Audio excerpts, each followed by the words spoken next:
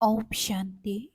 আজিৰ তাৰিখ 15 নৱেম্বৰ 2024 বৰ্ষ। প্ৰাতঃ মুৰলী বাপদাদা মধুবন। আজিৰ পিতাৰ অমৃতবাণী হৈছে, মৰমৰ সন্তানসকল, নিজৰ প্ৰতি নজৰ দিয়া যে কিমান সময় পিতাৰ স্মৃতি থাকে, কিয়নো স্মৃতিত থকাতেই লাভ হয়, বিস্মৃতিত ঘাটি হয়। আৰু আজিৰ প্ৰশ্ন, এই পাপ আত্মাৰ জগতত কোনটো কথা একেবাৰে অসম্ভৱ আৰু কিয়? পিতাই উত্তৰত কৈছে, ইয়াত যদি কোনোবাই কয় যে মই পুণ্য আত্মা, এইটো একেবাৰে অসম্ভৱ, কিয়নো এই জগতখনেই কলিযুগী তমোপ্ৰধান।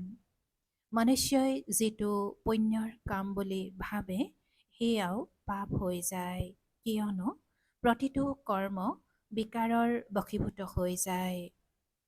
ওম শান্তি। এয়াতো সন্তানসকলে বুজি পোৱা যে আমি এতিয়া ব্ৰহ্মাৰ সন্তান, ব্ৰহ্মা কুমাৰ কুমাৰী। পিতাই কৈছে যে এয়াতো সন্তানসকলে বুজি পোৱা যে আমি এতিয়া ব্ৰহ্মাৰ সন্তান, ব্ৰহ্মা কুমাৰ কুমাৰী। তাৰ পাছত দেৱী দেৱতা সমগৈ এয়াতো তোমালোকেহে বুজি পোৱা, আন কোনেও বুজি নাপায়। তোমালোকে জানা যে আমি ব্ৰহ্মা কুমাৰ কুমাৰীসকলে বেহদৰ পাঠ পঢ়ি আছো। 84 জন্মৰ বিষয়েও পঢ়া আৰু সৃষ্টি চক্ৰৰ বিষয়েও পঢ়া। আকৌ তোমালোকে এইটো শিক্ষা পোৱা যে পবিত্ৰ হ'ব লাগে। ইয়াত বহি তোমালোক সন্তানসকলে পবিত্ৰ হ'বলৈ পিতাক নিশ্চয় স্মৰণ কৰা। নিজৰ অন্তৰক সোধা, সঁচাকৈয়ে মই পিতাৰ স্মৃতিত বহি আছিলো নে মায়া ৰাৱণে বুদ্ধি অন্যফালে লৈ গ'ল? পিতাই কৈছে, মামেকম অৰ্থাৎ কেৱল মোক স্মৰণ কৰা, তেতিয়া পাপ খণ্ডন হ'ব। এতিয়া নিজকে সুধিব লাগে, মই বাবাৰ স্মৃতিত আছিলো নে অন্য ফালে, বুদ্ধি অন্য ফালে গুচি গৈছিল? পিতাই কৈছে যে এতিয়া নিজকে সুধিব লাগে, মই বাবাৰ স্মৃতিত আছিলো নে বুদ্ধি অন্য ফালে গুচি গৈছিল? স্মৃতি থকা উচিত। কিমান সময় মই বাবাৰ স্মৃতিত থাকিলো, কিমান সময় মোৰ বুদ্ধি কলৈ কলৈ গ'ল? নিজৰ অৱস্থাৰ ফালে চোৱা। যিমান সময় পিতাক স্মৰণ কৰিবা তাৰ দ্বাৰাই পবিত্ৰ হবা। জমা কৰিলা নে নকৰিলা তাৰো খতিয়ান ৰাখিব লাগে। অভ্যাস হলে তেতিয়া স্মৃতিও থাকিব। লিখি থাকিবা। দিনলিপিটো সকলোৰে জেপত থাকেই। যিসকল বেপাৰী তেওঁলোকে সদৰ দিনলিপি ৰাখে। তোমালোকৰ হৈছে বেহদৰ দিনলিপি। গতিকে তোমালোকে নিজৰ খতিয়ান ৰাখিব লাগে। পিতাৰ আদেশ হৈছে পেচাগত কাম কাজ আদি সকলো কৰা, কিন্তু কিছু সময় উলিয়াই মোক স্মৰণ কৰা। নিজৰ খতিয়ান ৰাখি লাভ বঢ়াই যোৱা, লোকচান নকৰিবা। তোমালোকৰ যুদ্ধ নচলে জানো? ছেকেণ্ডত লাভ, ছেকেণ্ডত লোকচান। তৎক্ষণাৎ গম পোৱা যায় মই লাভ কৰিলো নে লোকচান। তোমালোক বেপাৰী নোহোৱা জানো? কোনোবা বিৰলজনেহে এই বেপাৰ কৰিব। স্মৃতিৰ দ্বাৰা লাভ হয় আৰু বিস্মৃতিৰে লোকচান হয়। এয়া নিজকে পৰীক্ষা কৰিব লাগে। যিসকল উচ্চ পদ পাবলগীয়া তেওঁলোকৰতো আগ্ৰহ থাকে, পৰীক্ষা কৰিব যে মই কিমান সময় বিস্মৃতিত থাকিলো।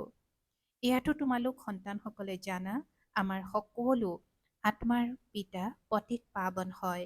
আমি আচলতে আত্মা। নিজৰ ঘৰৰ পৰা ইয়ালৈ আহিছো, এই শৰীৰ লৈ ভূমিকা পালন কৰোঁ। শৰীৰ হৈছে বিনাশী আৰু আত্মা হৈছে অবিনাশী। সংস্কাৰো আত্মাতেই থাকে। বাবাই সোধে, সেই আত্মা স্মৰণ কৰা, এইটো জন্মৰ শৈশৱকালত কোনো ওলোটা কামটো কৰা নাই। স্মৃতিলৈ আনা ৩ পৰা ৪ বছৰৰ পৰা স্মৃতিটো থাকেই। আমি শৈশৱকাল কেনেকৈ কটালো, কি কৰিলো, কিবা কথাই অন্তৰ দগ্ধ কৰিতো নাথাকে। স্মৃতিলৈ আনা, সত্যযুগত পাপ কৰ্ম নহয়, সেয়েহে সুধিবলগীয়া কথাই নাথাকে। ইয়াততো পাপ হয়ে। মনুষ্যই যিটো পুণ্যৰ কাম বুলি ভাবে সেয়াও পাপেই হয়। এইখন হয়ে পাপ আত্মাৰ জগত। তোমালোকৰ লেনদেনো পাপ আত্মাৰ লগতে হয়। পুণ্য আত্মা ইয়াত নাই। পিতাই কৈছে যে পুণ্য আত্মা ইয়াত নাই। পুণ্য আত্মাৰ জগতত আকৌ এটাও পাপ আত্মা নাথাকে।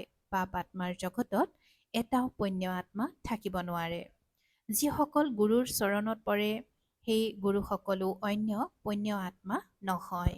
এয়াতো হয়ে কলিযুগ, সেয়াও তমোপ্ৰধান। সেয়েহে ইয়াত কোনো পুণ্য আত্মা থকাটো অসম্ভৱ।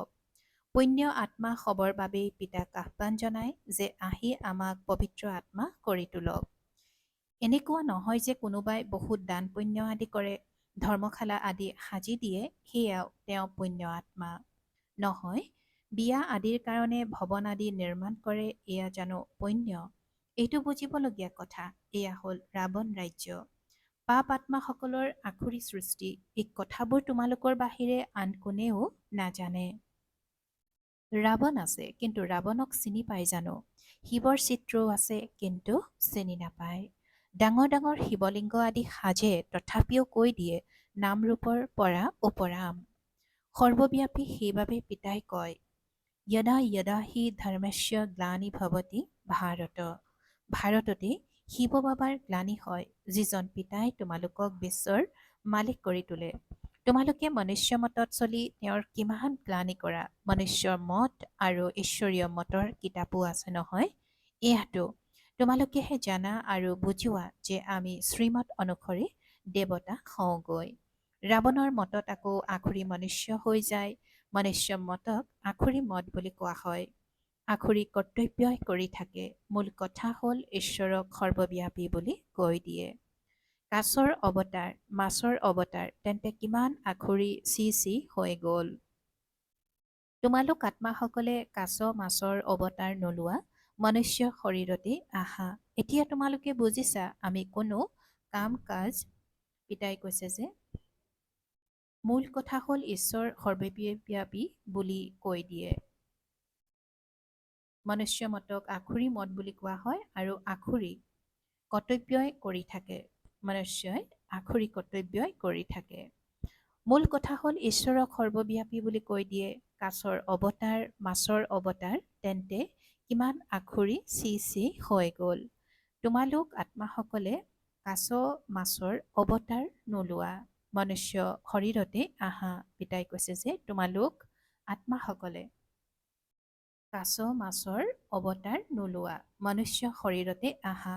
এতিয়া তোমালোকে বুজিছা আমি কোনো কাছ মাছ নহওঁ, 84 লাখ যোনি নলওঁ। এতিয়া তোমালোকে পিতাৰ শ্ৰীমত পাইছা। সন্তানসকল তোমালোকে 84 জন্ম লোৱা। 84 আৰু 84 লাখৰ শতাংশ কিমান বুলি ক'বা? মিছাটো একেবাৰে মিছা। সত্যৰ এক ৰতিও নাই, ইয়াৰো অৰ্থ বুজা উচিত। চোৱা এতিয়া ভাৰতৰ কি অৱস্থা হ'ল। ভাৰত সত্যখণ্ড আছিল, যাক স্বৰ্গ বুলি কোৱা হৈছিল। আধাকল্প হৈছে ৰাম ৰাজ্য, আধাকল্প ৰাৱণ ৰাজ্য। ৰাৱণ ৰাজ্যক আখুৰি সম্প্ৰদায় বুলি কোৱা হয়। কিমান কাঢ়া শব্দ। আধাকল্প দেৱতাসকলৰ ৰাজ্য চলে। পিতাই বুজাইছে লক্ষ্মীনাৰায়ণ প্ৰথম, দ্বিতীয়, তৃতীয় বুলি কোৱা হয়। যেনেকৈ এডৱাৰ্ড প্ৰথম, দ্বিতীয়, এনেকৈ নাথাকে জানো? প্ৰথম প্ৰজন্ম, আকৌ দ্বিতীয় প্ৰজন্ম, এনেকৈ চলে। তোমালোকৰো প্ৰথমতে হয় সূৰ্যবংশী ৰাজ্য, পাছত চন্দ্ৰবংশী।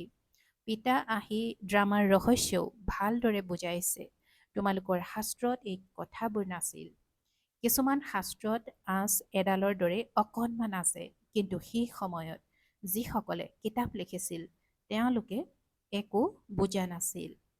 বাবাও যেতিয়া বাৰাণসীলৈ গৈছিল সেই সময়ত এই জগতখন ভাল লগা নাছিল। পিতাই কৈছে যে বাবাও যেতিয়া বাৰাণসীলৈ গৈছিল সেই সময়ত এই জগতখন ভাল লগা নাছিল। তাত বহি গোটেই দেৱালবোৰত ৰেখা আঁকিছিল। পিতাই এই সকলোবোৰ কৰাইছিল, কিন্তু মইতো সেই সময়ত শিশু অৰ্থাৎ প্ৰাৰম্ভিক অৱস্থাত আছিলোঁ, সম্পূৰ্ণকৈ বুজা নাছিলোঁ। বছ কোনোবা আছে যিয়ে মোৰ দ্বাৰা এয়া কৰায়। বিনাশ দেখি অন্তৰ আনন্দিত হৈছিল। ৰাতি যেতিয়া শুইছিলোঁ তেতিয়াও যেন উৰি আছিলোঁ, কিন্তু একো বুজি পোৱা নাছিলোঁ। এনেকৈ ৰেখা আঁকিছিলোঁ। কিবা শক্তি আছে যি প্ৰৱেশ কৰিছে। মই আচৰিত হৈছিলোঁ। প্ৰথমতেতো পেছাগত কাম কাজ আদি কৰিছিলোঁ, পাছত কি হ'ল? কাৰোবাক চালেই তৎক্ষণাত ধ্যানত গুচি গৈছিলোঁ। কৈছিলোঁ, এয়া কি হৈছে? যাৰ ফালে চাওঁ তেওঁৰ চকু বন্ধ হৈ যায়। সুধিছিলোঁ, কি দেখিলা? তেতিয়া কৈছিল, বৈকুণ্ঠ দেখিলোঁ, কৃষ্ণক দেখিলোঁ। এয়া সকলো বুজিবলগীয়া কথা নহ'ল জানো? সেইবাবে সকলো এৰি বুজিবলৈ বাৰাণসীলৈ গুচি গ'লোঁ। গোটেই দিন বহি আছিলোঁ। পেঞ্চিল আৰু দেৱাল আৰু কোনো কামেই নাই। শিশু আছিলোঁ নহয়, সেয়েহে এনেকৈ যেতিয়া দেখিলোঁ তেতিয়া বুজিলোঁ যে এতিয়া এয়া একো কৰিব নালাগে। পেছাগত কাম কাজ আদি এৰিব লাগিব। আনন্দিত হৈছিলোঁ, এই নিজ কাম এৰিব লাগিব। ৰাৱণ ৰাজ্য নহয় জানো? ৰাৱণৰ গাধৰ মূৰ দেখুৱাই নহয়, ৰাৱণৰ গাধৰ মূৰ দেখুৱাই। সেয়েহে খেয়াল আহিল, এয়া বাদচাহী নহয়, নিজ কাম। গাধই বাৰে বাৰে মাটিত লুতুৰি পুতুৰি হৈ ধোবাৰ সকলো কাপোৰ নষ্ট কৰি দিছিল। পিতাইও কয়, তোমালোকে কি আছিলা? এতিয়া তোমালোকৰ কি অৱস্থা হৈ গ'ল? এয়া পিতাইহে বহি বুজায়। আৰু এই দাদায়ো বুজায়। দুয়োৰে চলি থাকে। জ্ঞান যিসকলে ভালদৰে বুজায় তেওঁলোকক তীক্ষ্ণ বুলি কোৱা হ'ব। ক্ৰমানুসৰিতো হয়েই। তোমালোক সন্তানসকলেও বুজোৱা, এয়া ৰাজধানী স্থাপনা হৈ আছে। নিশ্চয় ক্ৰমানুসৰি পদ পাব। আত্মাই কল্পই কল্পই নিজৰ ভূমিকা পালন কৰে। সকলোকে একে সমানে জ্ঞান ধাৰণ নকৰিব। পিতাই কৈছে যে সকলোৱে একে সমানে জ্ঞান ধাৰণ নকৰিব। এই স্থাপনাৰ কাৰ্যই আশ্চৰ্যজনক। অন্য কোনোবাই জানো স্থাপনাৰ জ্ঞান দিয়ে? ধৰি লোৱা শিখ ধৰ্ম প্ৰতিষ্ঠা হ'ল, শুদ্ধ আত্মা প্ৰৱেশ কৰিলে। কিছু সময় পাছত শিখ ধৰ্মৰ প্ৰতিষ্ঠা হ'ল। তেওঁলোকৰ মুখীয়া কোন? গুৰু নানক। তেওঁ আহি জপ চাহেব অৰ্থাৎ শিখসকলৰ ধৰ্মীয় বাণী ৰচিলে। প্ৰথমতেতো নতুন আত্মাই হ'ব, কিয়নো পবিত্ৰ আত্মা হয়। পবিত্ৰক মহান আত্মা বুলি কোৱা হয়। সৰ্বোচ্চ বুলিতো একমাত্ৰ পিতাকেই কোৱা হয়। তেওঁলোকেও ধৰ্ম প্ৰতিষ্ঠা কৰে। সেয়েহে মহান বুলিয়েই কোৱা হ'ব। কিন্তু ক্ৰমানুসৰি পিছে পিছে আহে। 500 বছৰ আগতে এটা আত্মা আহিল, আহি শিখ ধৰ্ম প্ৰতিষ্ঠা কৰিলে।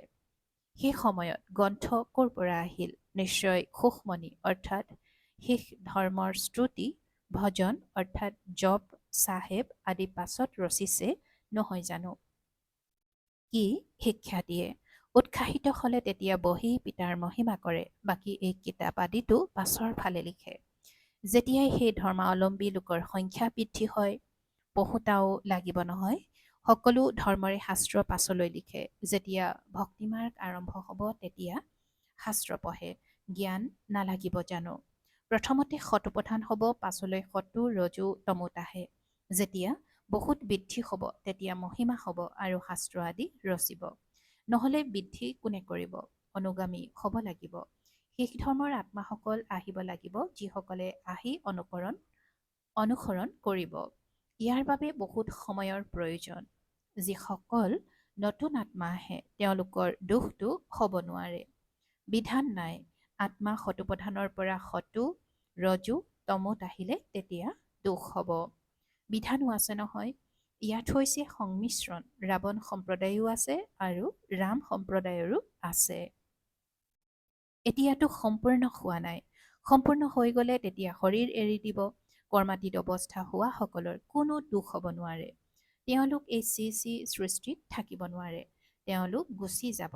বাকী কৰ্মাতীত নোহোৱাসকল থাকি যাব।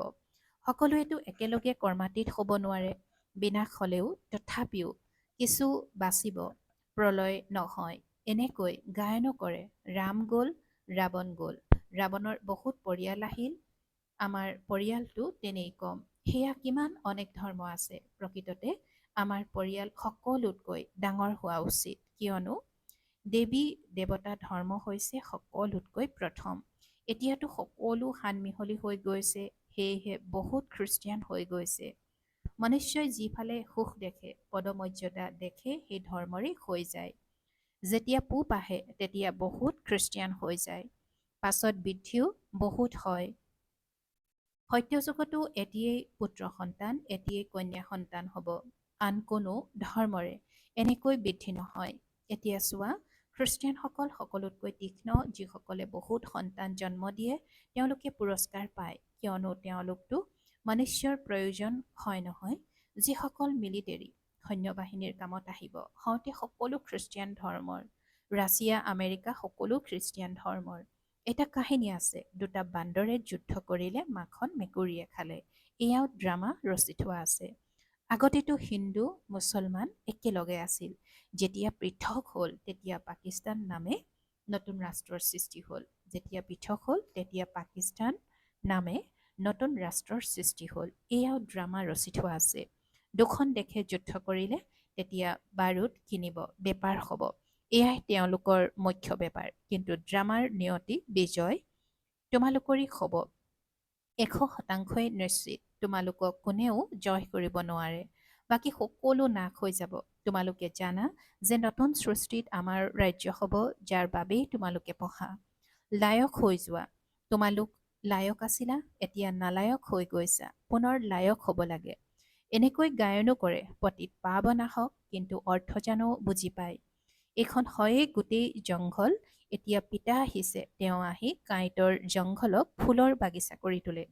সেইখন হ'ল দৈবী সৃষ্টি আৰু এইখন হ'ল আখৰি সৃষ্টি। গোটেই মনুষ্য সৃষ্টিৰ ৰহস্য বুজাইছে। তোমালোকে এতিয়া বুজি পোৱা। আমি নিজৰ ধৰ্মক পাহৰি ধৰ্মভ্ৰষ্ট হৈ গৈছোঁ। সেয়েহে সকলো কৰ্ম বিকৰ্মই হয়। কৰ্ম বিকৰ্ম, অকৰ্মৰ গতি বাবাই তোমালোকক বুজাই গৈছিল। তোমালোকে বুজি পোৱা। যথাযথ কালিলৈকে আমি এনেকুৱা আছিলোঁ, আকৌ আজি আমি এনেকুৱা হ'লোঁ। নিচেই সমীপত নহয় জানো? বাবাই কয়, কালি তোমালোকক দেৱতা কৰি গঢ়ি তুলিছিলোঁ, ৰাজ্য ভাগ্য দিছিলোঁ। সেই সকলোবোৰ আকৌ কি কৰিলা? তোমালোকৰ স্মৃতিলৈ আহিছে ভক্তিমাৰ্গত আমি কিমান ধন অপচয় কৰিলোঁ। কালিৰ কথা নহয় জানো? পিতাইটো আহি হাতত স্বৰ্গ তুলি দিয়ে। পিতাইটো আহি হাতত স্বৰ্গ তুলি দিয়ে। এই জ্ঞান বুদ্ধিত থকা উচিত। বাবাই এইটোও বুজাইছে যে এই দুচকুৰে কিমান প্ৰবঞ্চনা কৰে। আখৰিক দৃষ্টিক জ্ঞানেৰে সভ্য কৰি তুলিব লাগে। ভাল বাৰু। অতি মৰমৰ কল্পৰ পাছত পুনৰাই মিলিত হোৱা সন্তানসকলৰ প্ৰতি মাতা পিতা, বাপ দাদাৰ স্নেহপূৰ্ণ স্মৰণ আৰু সুপ্ৰভাত। আত্মিক পিতাৰ আত্মিক সন্তানসকলক নমস্কাৰ। আৰু আত্মিক সন্তানসকলৰ আত্মিক মাত পিতা আৰু বাপ দাদাৰ প্ৰতি স্নেহপূৰ্ণ স্মৰণ আৰু সুপ্ৰভাত আৰু নমস্কাৰ নমস্কাৰ নমস্কাৰ। আৰু আজিৰ ধাৰণাৰ বাবে মুখ্য সাৰ প্ৰথমতে, নিজৰ বেহদৰ দিনলিপিত খতিয়ান টুকি ৰাখিব লাগে। মই স্মৃতিত থাকি কিমান লাভ অৰ্জন কৰিলোঁ, লোকচানটো নহ'ল। স্মৰণ কৰাৰ সময়ত বুদ্ধি কলৈ কলৈ গ'ল। দ্বিতীয়তে, এইটো জন্মত শৈশৱকালৰ পৰা মোৰ দ্বাৰা কি কি ওলোটা কৰ্ম অথবা পাপ হৈছে, সেয়া টুকি ৰাখিব লাগে। যিটো কথাই অন্তৰ দগ্ধ কৰি থাকে, সেয়া পিতাক শুনাই বুজামুক্ত হৈ যাব লাগে। এতিয়া কোনো পাপ কৰ্ম কৰিব নালাগে। আৰু আজিৰ বৰদান, কৰ্ম বন্ধনক সেৱাৰ বন্ধনলৈ পৰিৱৰ্তন কৰি সকলোৰে পৰা উপৰাম আৰু পৰমাত্ম স্নেহী হোৱা। কৰ্ম বন্ধনক সেৱাৰ বন্ধনলৈ পৰিৱৰ্তন কৰি সকলোৰে পৰা উপৰাম আৰু পৰমাত্ম স্নেহী হোৱা। পৰমাত্ম স্নেহ হৈছে ব্ৰাহ্মণ জীৱনৰ আধাৰ, কিন্তু সেয়া তেতিয়াহে প্ৰাপ্ত হ'ব যেতিয়া উপৰাম হবা। যদি প্ৰবৃত্তিত আছা, সেয়াও সেৱাৰ অৰ্থে আছা। কেতিয়াও এনেকৈ নাভাবিবা যে হিচাপ নিকাচ আছে, এয়া কৰ্মবন্ধন, কিন্তু এয়া সেৱাহে। সেৱাৰ বন্ধনত বান্ধ খালে কৰ্মবন্ধন সমাপ্ত হৈ যায়। সেৱা ভাৱ নাথাকিলে কৰ্মবন্ধনে আকৰ্ষিত কৰে। য'ত কৰ্মবন্ধন আছে, ত'ত দুখৰ ঢৌ থাকে। পিতাই কৈছে যে য'ত কৰ্মবন্ধন আছে, ত'ত দুখৰ ঢৌ থাকে। সেৱাৰ বন্ধনত আনন্দিত হয়, সেইকাৰণে কৰ্ম বন্ধনক সেৱাৰ বন্ধনলৈ পৰিৱৰ্তন কৰি উপৰাম আৰু স্নেহী হৈ থাকা, তেতিয়া পৰমাত্ম স্নেহী হৈ যাবা।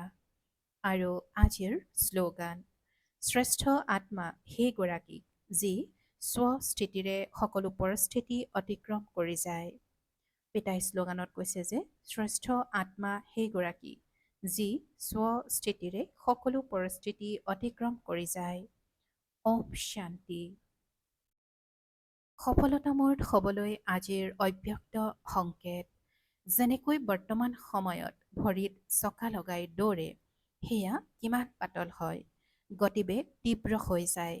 একেধৰণে যিহেতু পিতাই চলাই আছে, গতিকে শ্ৰীমতৰূপী চকা লাগি থকা বাবে স্ৰোতঃপুৰুষাৰ্থৰ গতিবেগ তীব্ৰ হৈ যাব আৰু সফলতা লাভ কৰি থাকিবা। যেতিয়া সেৱাৰ ক্ষেত্ৰত কোনো পদক্ষেপ লোৱা, তেতিয়া সদায় এই তিনিটা কথা স্মৃতিত ৰাখিবা। প্ৰথমতে এক নামী, অৰ্থাৎ এজনৰেই নাম প্ৰসিদ্ধ হওক। দ্বিতীয়তে একমত আৰু তৃতীয়তে মিতব্যয়ী। ওম শান্তি।